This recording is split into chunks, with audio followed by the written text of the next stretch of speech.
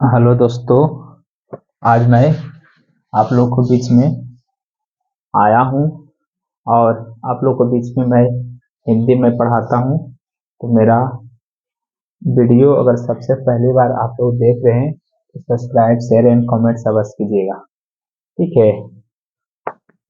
आज मैं आप लोगों को संधि पढ़ाऊंगा और संधि में सब लोग व्यंजन अभिसर्ग संधि सब लोग पहचान जाते हैं, लेकिन स्वर संधि में जो पांचों भेद है दीर्घ गुण वृद्धि यन आदि उसको सभी लोग भूल जाते हैं।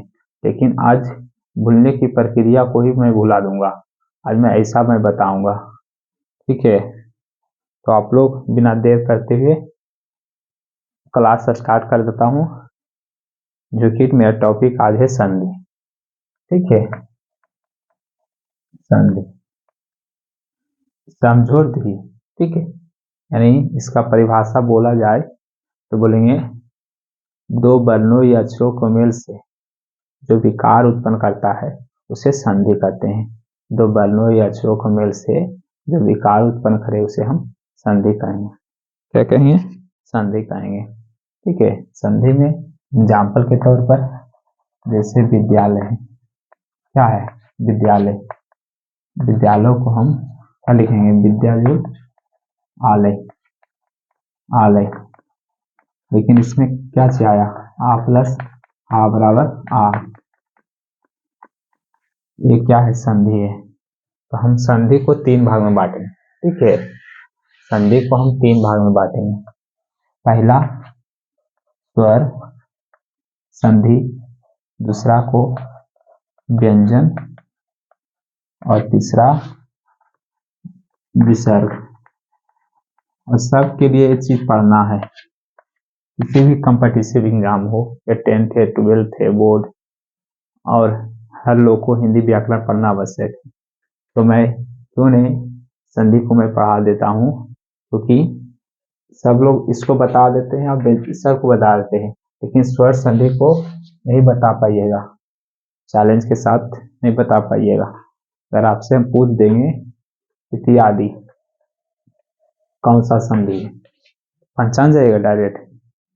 अब इत्यादि हो, चाहे महाऔषधि हो और चाहे सदैव हो, कहीं से अगर क्वेश्चन पूछ देगा स्वर संधि से, आप नहीं भूलिएगा। गारंटी के साथ मैं कहता हूँ, मैं ऐसा पहचान में बता दूंगा, आप कभी ना भूलिएगा। तो किस देर के बाद थे तो मैं बता देता हूँ। लेकिन संधि कितने प्रकार की होती है? तीन प्रकार के, स्वर व्यंजन और विसर्ग। ये तो हर लोग को मालूम है और आप लोग पढ़ते ही होंगे। अब मैं स्वर संधि के 5 भाग में मैं बांटूंगा, जो कि इसी में सभी लोग क्वेश्चन और एग्जाम के पर्पज से क्वेश्चन यहीं से उठा के डालता है। सभी लोग को पता होता है संधि विच्छेद, लेकिन अगर पूछ दिया जाए सदैव कौन सा स्वर संधि है, नहीं बता पाइएगा। लेकिन झंझट की बात हटाइए। जो पहले मैं स्वर संधि 5 होता है उसको मैं बताता हूँ, उसके बाद पांचों को पहचान में एक मतलब कि 2 मिनट में मैं बता दूंगा। पहले इसका पहचान से पहले इसका प्रकार देखिए। स्वर संधि के 5 प्रकार होता है। कौन कौन? दीर्घ, दीर्घ स्वर संधि, गुण, गुण के बाद वृद्धि, वृद्धि के बाद यन, यन के बाद आयादी। ये कितने स्वर संधि कितने प्रकार के होते हैं? 5 प्रकार के।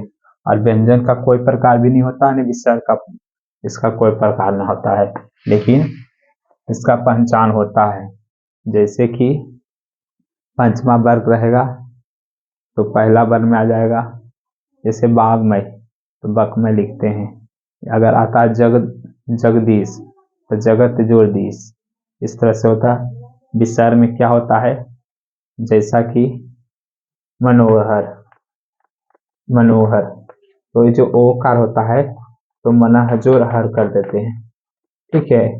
और जैसे कि निष्फल, आधा स को हटा देंगे और निष्दोष फल। इस तरह आप लोग विसर्ग को पहचान जाते हैं। अब व्यंजन को मैं अभी बताया हूँ, जैसा कि जगत, जगदीश, जगत जो दीश, आप लोग तो इसको पहचान जाते हो। जैसे उज्जवल, उज्जवल इसको कैसे तोड़ते हैं? उत, उच्च, उज्ज्वल। इस तरह व्यंजन को हम लोग पकड़ लेते हैं, क्योंकि व्यंजन आसानी होता है। तो चलिए अब मैं इसको मैं बताऊंगा। स्वर संधि कितने भेदे थे? 5 वो, लेकिन पंचान में बताऊंगा। क्या बताऊंगा? पंचान, बारी बारी से 5 को। इसी में सभी लोग भूलते हैं, और भूल भुलैया इसी 500 में से है। जैसा कि दीर्घ में आपको पता होगा, इसका बड़ी मात्रा मैं बताया हूँ क्या क्या होता है। बड़ी मात्रा आकार, इसके बाद क्या होता है? दुर्घी ईकार, हर्षु दुर्घी ऊकार, ठीक है। और इसके बाद रीब मैं बताया हूँ। ये जो क्या है? बड़ी मात्रा है, इसको आप ध्यान में रखिए। जिसके इसका ऑप्शन आएगा, मान लिया रविंदर, रविंदर हर्षिकार की दुर्घिकार, तो दुर्घिकार, दुर्घिकार से दुर्घिकार आप मिला लीजिए। ये सब जितना क्वेश्चन आएगा किसमें आएगा? दीर्घ स्वर संधि में आएगा। किसमें आएगा? दीर्घ स्वर संधि में। अब इसका पहचान हो गया पहला, ठीक है, दीर्घ स्वर संधि का। तो मैं ऐसे क्यों नहीं कर दें? तो दीर्घ को मैं यहाँ लिखा हूं, ठीक है। तो पहला मेरा क्वेश्चन तैयार। और पहचान तो पहचान ही दूंगा, क्योंकि पहला मैं बताया हूँ दीर्घ। दीर्घ में दीर्घ स्वर का क्या बताए हैं आप लोग?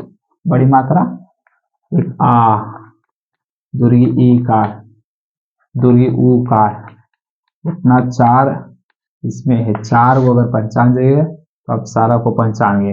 अगर दीर्घ से क्वेश्चन कर दिया जाए किसी तरह से, उसको मैं बताऊंगा। और मॉडल पेपर, क्वेश्चन बैंक, जहां से अगर क्वेश्चन रहेगा उसको मैं बताऊंगा। दीर्घ के बाद दूसरा क्या बताऊं? गुण। गुण स्वर में क्या आपको ध्यान में रखना है? सीधा सीधी बात, आप ये पहचानेंगे। ये तो आकार की मात्रा था, ये दूरीकार की मात्रा था, ये सब तो आप लोग पहचानते होंगे। रीकार की मात्रा था।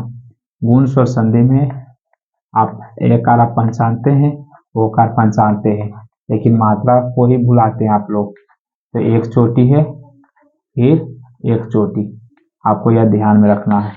जैसे इसका एग्जाम्पल मान लिया देवेंद्र है, देवेंद्र कई चोटी है? एक चोटी, एक चोटी आ गया। तो हम गुण स्वर संधि में, जैसे हम उसमें क्या पढ़ते थे?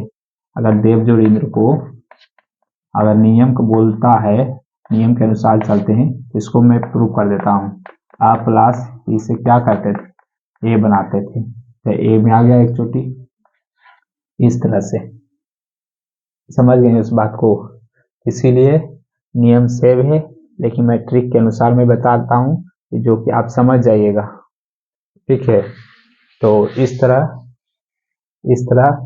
एक चोटी वालों को ध्यान में रखना है कि मात्रा है एक चोटी वाला, एक ओकार वाला, एक एकार की मात्रा है। उसके बाद तीसरा मैं चलूंगा वृद्धि, वृद्धि स्वर संधि। वृद्धि स्वर संधि कहता है डबल चोटी, याद रखिए। जैसे ए का तो ई आई का, फिर ओ का है तो औ का। और इसमें डबल चोटी की मात्रा मैं बताता हूँ।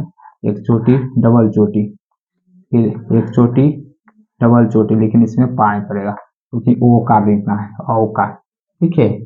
आपको ध्यान में रखना होगा। जैसे इसका एग्जाम्पल, सदैव, कई चोटी इसमें है? डबल चोटी है ना, इसको लिखते हैं ना सदा जो एव, एव, तो इसको लिखते हैं आ प्लस ए से। कौन सा चोटी बना है? डबल चोटी, डबल चोटी इसको, यानी इसकी मात्रा जो आएगा डबल चोटी, आ गया ना। इस तरह से आपको डबल चोटी को पकड़ना है वृद्धि में, और एक चोटी में गुण, ठीक है। इसके बाद कौन सा आएगा? दीर्घ बताया हूँ, गुण बताया हूँ, वृद्धि। और चौथा चलेगा यन, यन स्वर संधि। इसका नियम कहता है, मैं यहाँ ट्रिक बता रहा हूँ तो ट्रिक को याद रखिए। यह व और र के पहले आधा वर्ण आए, यह र व के पहले आधा वर्ण आए, क्या है, आधा वर्ण आए, आधा वर्ण आए, इसे क्या क्या बोलेंगे, यन स्वर संधि, जैसे इत्यादि, इत्यादि, यह के पहले आधा वर्ण आया तो यन संधि में आएगा। इसको हम अगर जोड़ते हैं इति जोड़ आदि, ठीक है। अब मान लिया वो आपका ऑप्शन लेते हैं प्रत्येक, तो यह से पहले आ गया आधा वर्ण तो यन स्वर संधि में आएगा। कौन सी में आएगा, वह यन स्वर संधि में आएगा। तो यह व र के पहले आधा वर्ण आए तो हम इसको रखेंगे यन स्वर संधि में, ठीक है। आप ध्यान में रखिएगा, मैं तो बता दिया हूं, मेरा बताना काम था तो मैंने बता दिया हूं।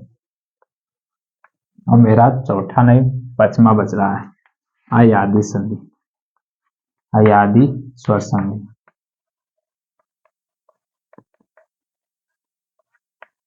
इसको अगर आपको समझ में नहीं आता है तो सीधा सीधी आप रखिए तीन अक्षर वाला, तीन अक्षर वाला, तीन अक्षर वाला को हम किस में रखेंगे, अयादि स्वर संधि में। किस में रखें, अयादि स्वर संधि में। जैसे नयन, नेज और अन, लेकिन उसको आप छोड़िए, पहले कौन का अक्षर है, एक दो तीन, एक दो तीन, नयन, नयन एक दो तीन, तो तीन अक्षर वाला नाम बता दिया हूं अयादि। इस तरह से पवन, पवन, पावक, अगर क्वेश्चन में अगर पूछ दिया जाए पावक, पावक कौन सा स्वर संधि है, तो ऑप्शन में रहेगा पहला गुण, वृद्धि, यन, अयादि। आप पढ़ लिए तीन अक्षर वाला, तब तो आप बता रहे हैं क्या चीज, तीन अक्षर वाला, यानी प व क तीन अक्षर का है, तब पवक है तो अयादि स्वर संधि में रखते हैं। इस तरह मैं आप लोग को स्वर संधि मैं बताया हूं ट्रिक के माध्यम से, जो कि आपको कभी गलत नहीं होगा। मैं चैलेंज करता हूं, इसके बाद आपको एक गलत नहीं होगा स्वर संधि में।